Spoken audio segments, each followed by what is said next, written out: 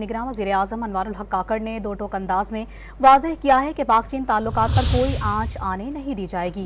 Beijing में think tank और scholars से मुलाकात के दौरान सीपैक को पाकिस्तान और चीन के पुरएतमाद स्ट्रेटेजिक ताल्लुकात की अलामत करार देते हुए कहा कि खित्ते के इस गेम चेंजर मंसूबे को मुकम्मल करने के लिए दोनों ममालिक के अज़ाइम गैर मुतज़लज़ल हैं। CPEC, however, is not just an economic corridor. It's a symbol of China-Pakistan strategic trust. It is also an expression of Pakistan's determination to achieve progress and a pathway to a bright future. For Pakistan, CPEC is a transformative project, central to advancing our national agenda for sustainable development.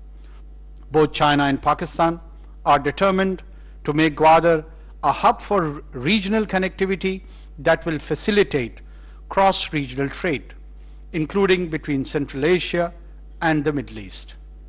There should be no doubt that Pakistan will not allow anything to undermine our unique affinity and affection for China.